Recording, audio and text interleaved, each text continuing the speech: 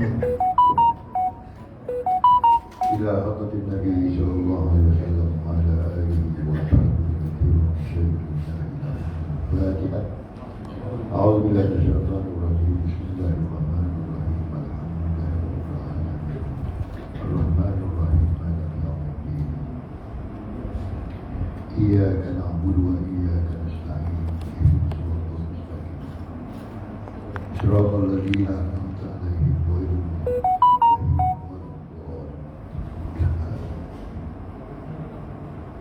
Assalamualaikum warahmatullahi taala wabarakatuh.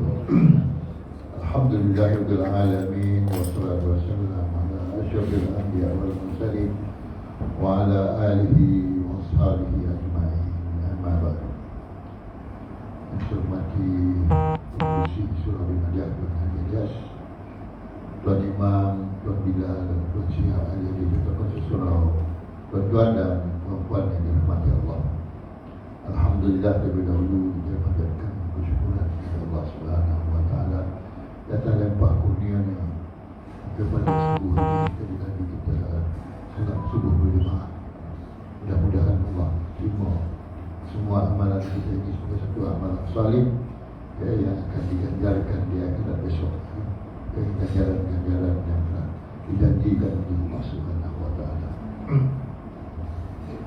InsyaAllah tuan-tuan, pada pagi ini kita masuk kepada tajuk-tajuk yang juga berkaitan dengan tajuk usaha kitab ini, iaitu Wajahat Sakratul Maut bil Haq.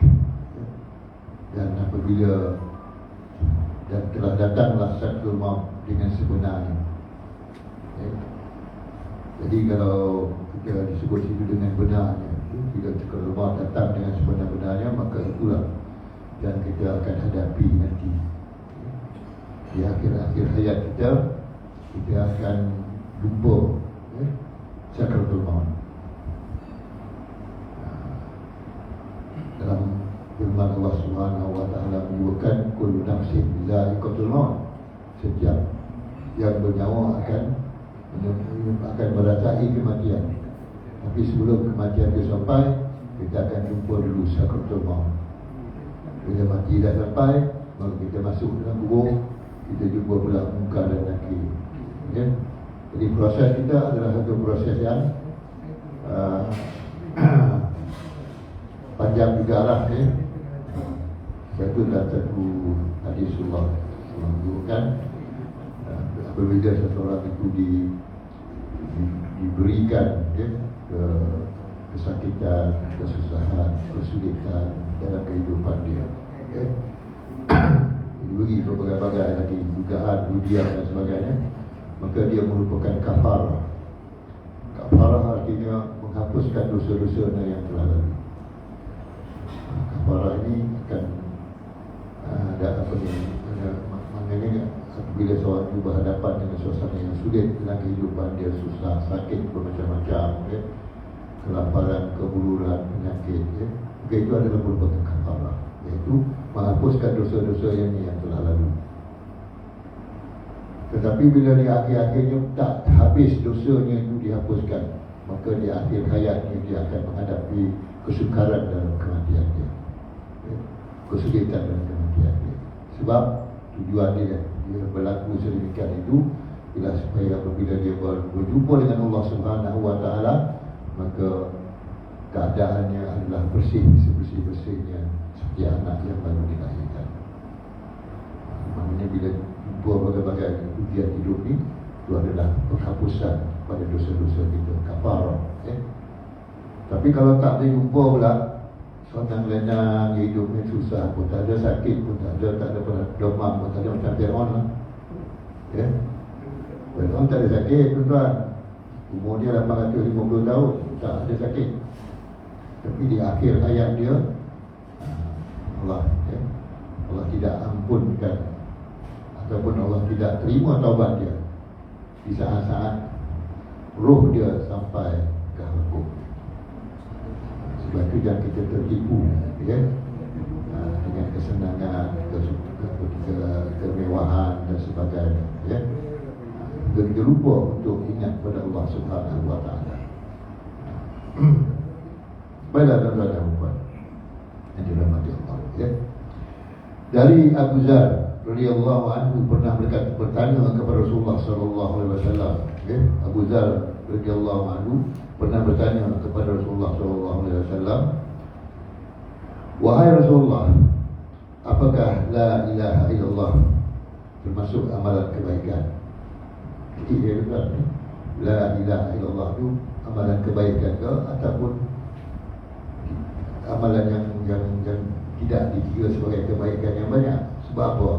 Di akhirat besok, tuan-tuan dan puan yang dirahmati Allah, bila di timbangan kita yang berat, iaitu keburukan kita, dah berat, dah melentur ke bawah, kejahatan kita dan sebagainya yang kita buat mendapatkan Allah SWT lebih berat daripada kebaikan yang kita buat waktu itu, di akhirat besok dekat ditimbang itu.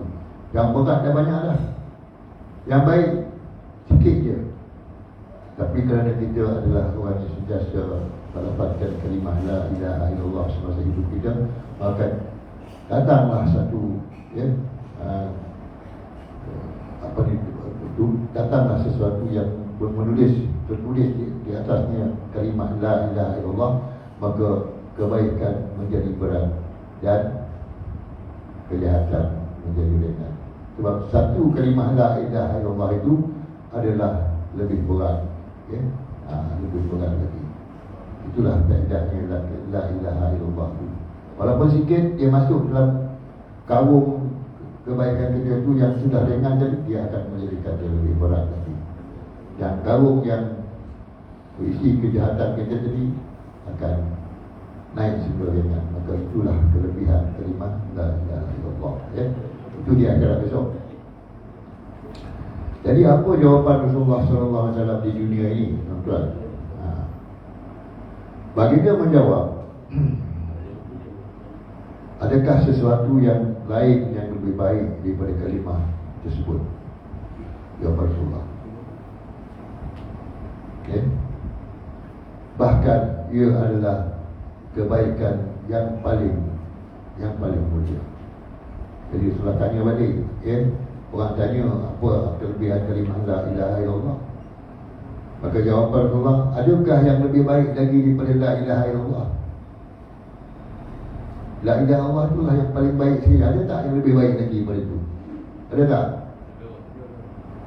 Itu sikap besar, lebih baik. Ataupun rumah ledak, rumah besar, kereta besar, hasil-hasil kebun kita yang banyak dan sebagainya. Adakah itu lebih baik lagi daripada kalimah la ilaha illallah? Rasulullah tanya balik, maka jawapannya la ilaha illallah itu lebih baik. Tapi melafazkannya di saat-saat akhir kita nak meninggal dunia itu ada sesuatu yang cabaran daripada orang-orang yang berada dalam sakratul maut. Sebab itu orang-orang yang berada dalam sakratul maut perlu dibantu, diberikan bantuan, dengan menyebut di telinganya lafaz la ilaha illallah. Kalau dia sakit dan sebagainya itu diberi bantuan pernafasan. Tapi bagi kita orang Islam diberi bantuan la ilaha illallah. Walaupun ada bantuan pernafasan, sakit dan sebagainya, perlu kepada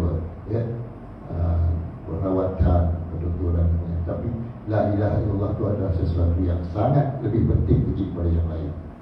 Itu sebenarnya jawapan Rasulullah SAW.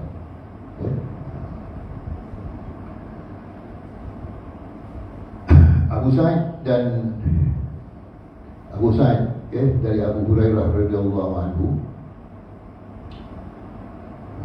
meriwayatkan bahawa Rasulullah SAW bersabda, lakinu mautakum la ilaha illallah. Apa makna dia? Ajarkanlah kepada kepada orang-orang yang meninggal dunia di antara kamu kalimah la ilaha illallah. Ajarkanlah, lakinu. Selama ini lakinu ni selalulah kita gunakan perkataan lakinu ni, kita gunakan perkataan talqin. Talqin ni masa bila kita talqin? Selalu jadi kebiasaan kita pada dulu sampai sekarang lah. Masa bila kita mentalkinkan orang? Masa dia dah masuk kubur baru ditalkinkan. Okay?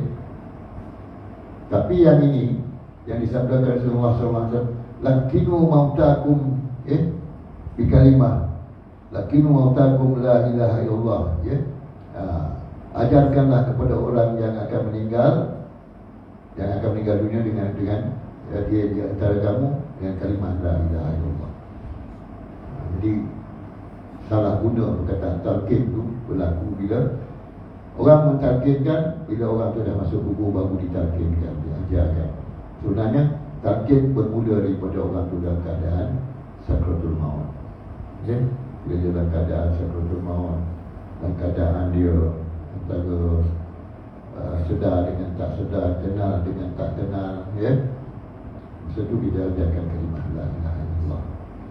Dan bila dia dah masuk dalam yang lahat dan dah dikabuskan, ya, kubur dia tu, itu pun juga boleh disebut talqin, tetapi tidaklah mengajarkan orang yang dah mati tu. Dimaksud talqin bila orang tu dah masuk kubur untuk mengajarkan orang yang hidup ni, yang ada di sekitar tu, saudara mara dia yang datang hantar dia ke dalam kubur itu dan masa itulah imam ataupun orang ahli-ahli agama ni akan baca talqin untuk menjedarkan orang yang hidup pula.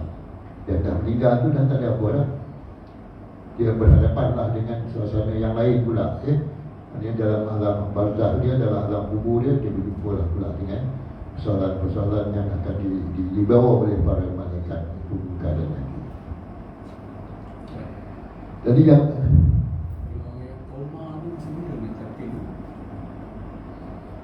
koma, kita ni husnuzan, kita ni sangka baiklah. Bila kita orang tu koma, tak sedar, tak kenal, tak boleh ingat, kita hanya sebut saja, sebut saja pada dia. Sama ada dia boleh baca, boleh ikut ataupun tak boleh ikut di dalam hati ke, di lafaz dia ke, itu kita tawakal kepada Allah, kita serah kepada Allah Subhanahu wa taala. Mudah-mudahan Allah permudahkan dia, dipermudahkan dia. Nanti kita akan baca dengan bagaimana Allah permudahkan seseorang itu, walaupun dia dalam keadaan pingsan, tak sadar diri dan sebagainya, tapi bila nak diajarkan la ilaha illallah, dia sedar balik. Ada juga rezeki kita lah, kalau ada macam tu tuan-tuan, ada yang dah koma ataupun dia berhadapan di ICU hospital contohnya, masuk ICU, tak ada orang Islam keliling dia. Yang ada doktor pun doktor Cina, nurse pun nurse Cina India, siapa nak ajar? Buat itulah perlunya saudara mara yang bersama-sama hadir di situ, berada di selalunya doktor akan panggil saudara mara datang, bila seorang tu dalam keadaan nazak, terkena dipanggil balik datang untuk apa-apa yang perlu, sebagai saksi. Dan pada itulah kita akan mengajarkan kalimah la ilaha illallah. Sama ada dia boleh terima ataupun tak boleh terima, itu bukan persoalan kita. Jadi kadang-kadang kita berfikir, tak ada pek dia jawab ni dah, tak ada pek dia jawab ni dah, kita sebut je. Itu tugas kita. Tugas dia dapat atau tak dapat, itu dipermudahkan. Allah mempermudahkan. Kita berdoa kepada Allah supaya dipermudahkan.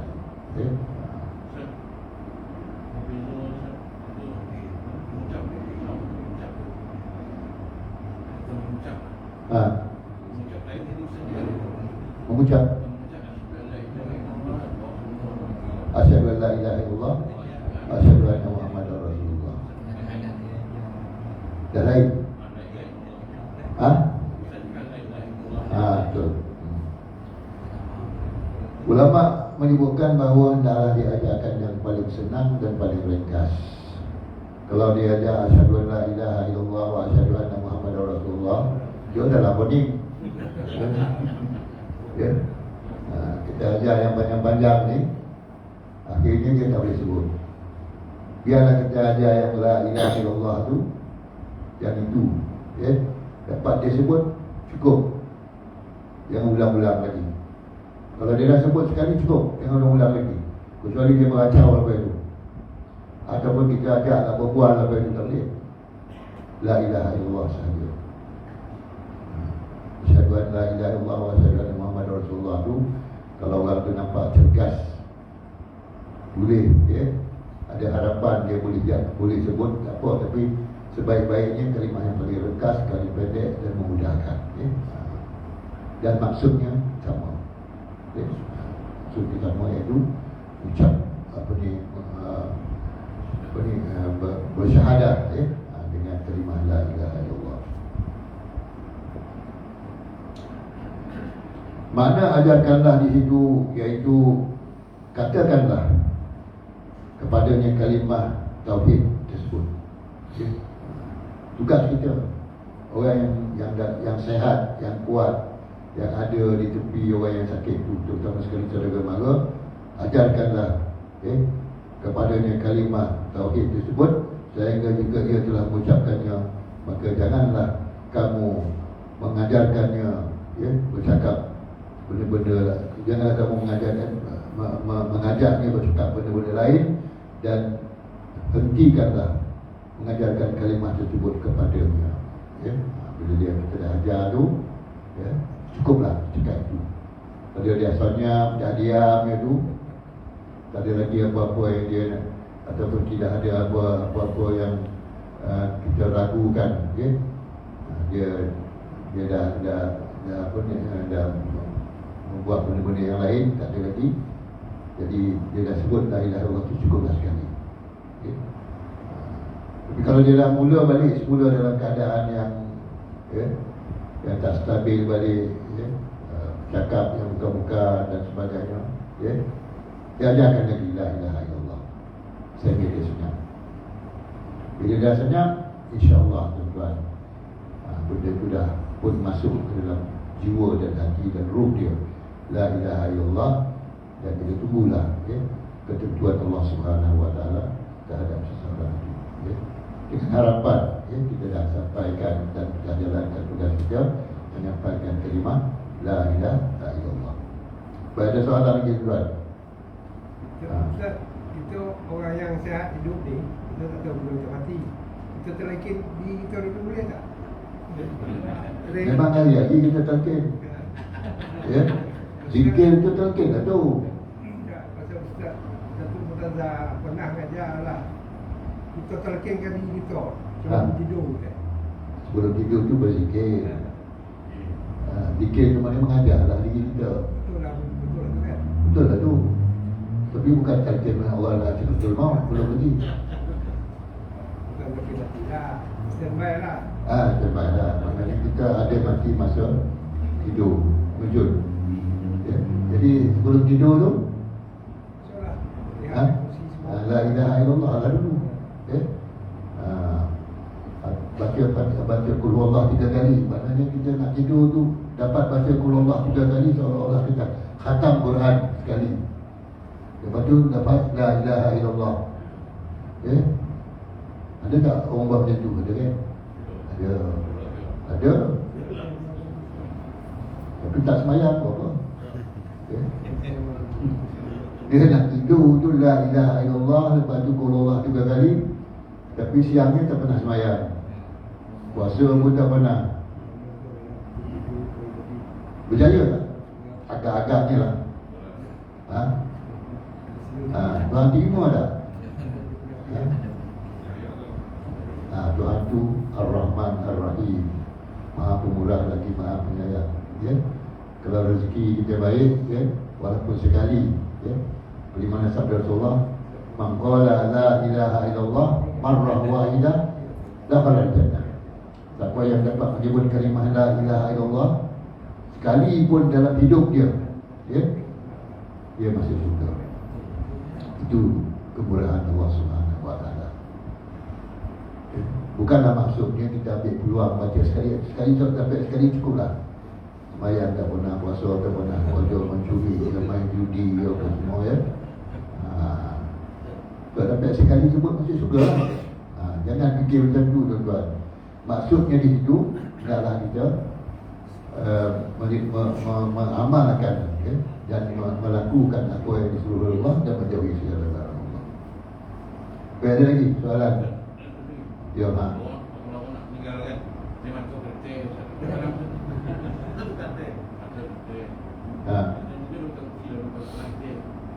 itu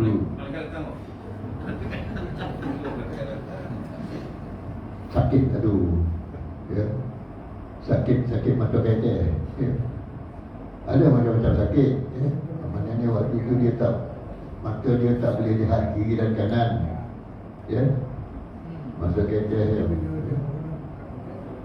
Dan kita pun tak pasti sebab orang yang biasa juga pandang ke atas, orang yang alim juga pandang ke atas pun ada ya. Orang yang banyak amalan pun masa dia nak meninggal pun ada yang pandang ke atas. Orang tua-tua dulu dia pandang ke atas tu apa yang dia buat?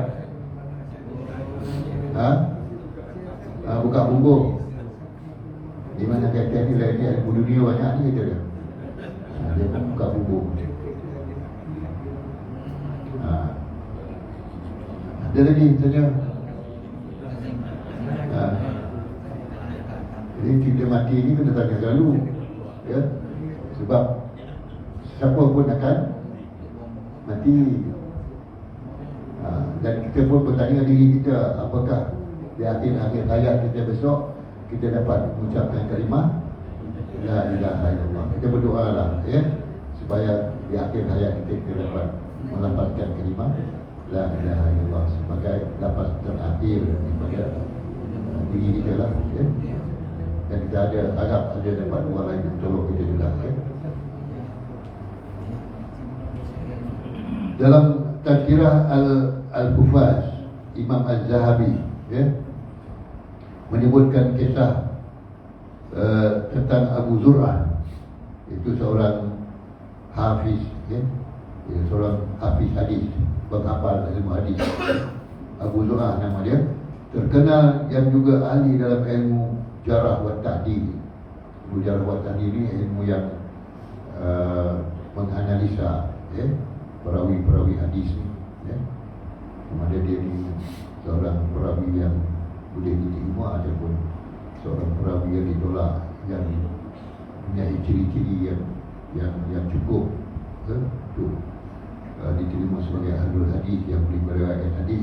Ini jarah wa ta'dil ya. Dia adalah seorang ahli dalam ilmu jarah wa ta'dil, serta pernah menulis sebanyak 1000 hadis dengan tangannya sendiri. 1000 hadis dengan tangannya sendiri. 1000 hadis ya. Kita baca hadis saja tak 1000 kan. Kita baca hadis lah.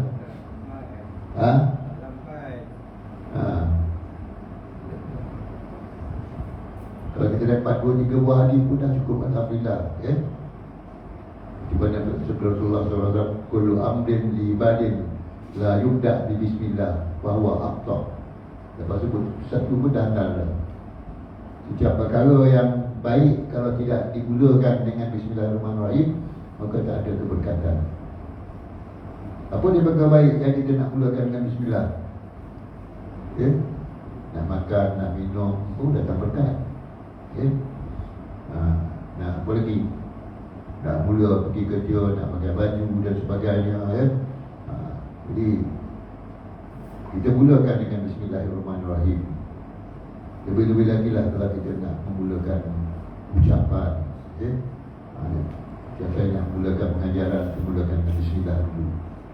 Berdatang keberkatan bukan saja pada diri saya, tetapi pada tuan-tuan ya.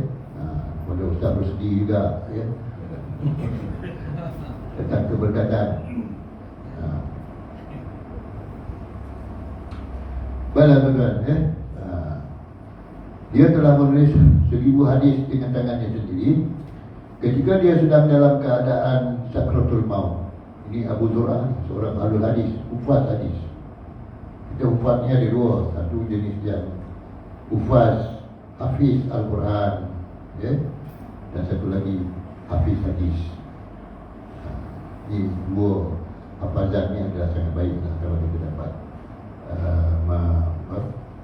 menceburkan diri kita dalam kedua bidang ni, hafal Al-Quran ataupun hafal hadis. Kalau tak dapat banyak sikit pun cukuplah. Kurang-kurangnya adalah 4-5 buah hadis, dan ayat-ayat Quran pun kalau kita boleh hafal, dapatlah surah-surah yang pendek ke yang panjang ke, sebanyak mana yang kita mampu lah. Tapi yang paling baik sekali anak-anak muda, yang muda-muda ni, kalau dia dapat hafal banyak ayat Quran, maka apabila dia dewasa nanti dia takkan lupa ayat Quran tersebut. Jadi kadang-kadang kita masa muda kita habiskan masa kita dengan melupakan ayat-ayat Allah Subhanahu Wa Taala ni. Budak-budak muda ini pun banyak yang lupa lah, tapi dia tak lupa nama-nama pelakon, nama-nama pemain bola, itu jadi pujaan dia lah. Banyak kita lupakan perkara-perkara yang terbaik, tetapi kita ingatkan perkara-perkara yang tak baik. Ingat perkara-perkara yang tidak memberi manfaat kepada kita, tapi kita lupa nak ingatkan perkara yang memberi manfaat kepada kita. Baiklah, Sakratul Maut ini dia dalam keadaan Sakratul Maut, murid-muridnya datang kepadanya dan mereka berhasrat untuk mentalkinkan kalimah la ilaha illallah. Bila dia dalam keadaan Sakratul Maut, Abu Zur'ah ni, murid dia datang, dia nak mentalkinkan la ilaha illallah. Ini puan guru besar ni, seorang ulama besar. Dan kita baru saja kehilangan ulama yang apa? Yang besar baru-baru ni kan, Syekh Yusuf Al-Qaradawi. Kemudian Syekh Yusuf Al-Qaradawi ni orang Mesir, tapi Mesir tak suka dia dan nak tangkap dia. Dia lari ke mana? Dia lari ke Qatar. Dia duduk di Qatar. Dan Qatar adalah negara yang Islam yang paling kaya di dunia. Dan pendapatan penduduk dia mewah, lebih mewah daripada negeri-negeri lain lah. Dia yang paling mewah sekali lah. Setiap rakyat dia disediakan rumah, disediakan pelajaran percuma, dan banyak lain lah kemudahan-kemudahan di Qatar tu, kaya-kaya. Jadi Yusuf Qaradawi meninggal dunia dalam usia 96 tahun. Kita agak-agak sampai 96 tahun. Yusuf Qaradawi 96 tahun, tapi handal lagi orang kita. Dia handal lah, Tun Mahathir dah siapa kan? 97 ke? Ada handal 97. Yusuf Qaradawi 96. Tapi sahabat Rasulullah SAW yang panjang umurnya ialah Malik bin Anas, 103 tahun. Malik bin Anas. Dan sahabat perempuan, sahabiah perempuan Asma binti Abu Bakar, 90 tahun lebih juga. Sahabat-sahabat yang panjang umur.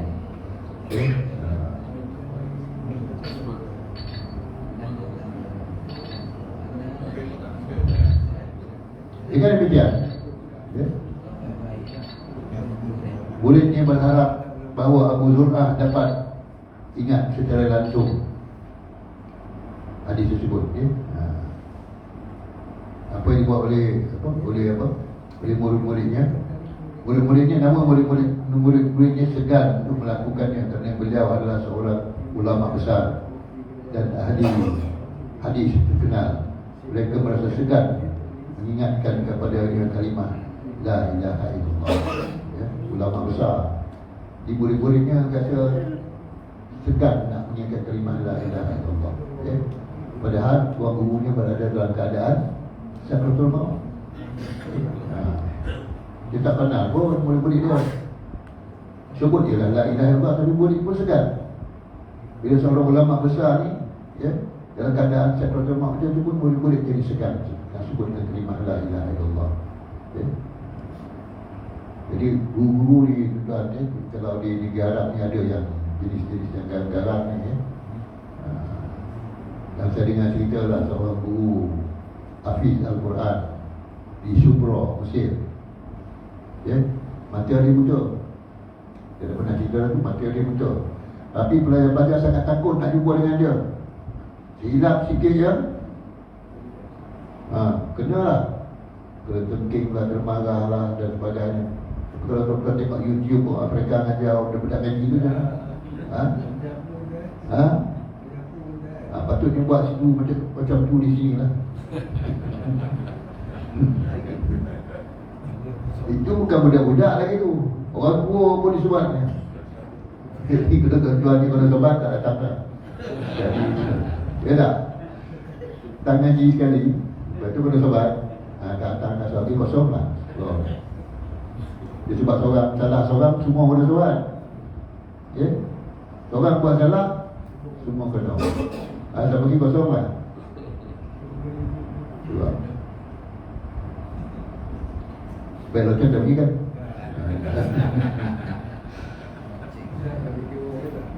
Jadi cakap itulah dulu tuan-tuan ya. Mudah-mudahan sikit pun kita ada yang dapat kita fahami lah daripada apa yang disampaikan oleh Tuhan kita ni tuan ya.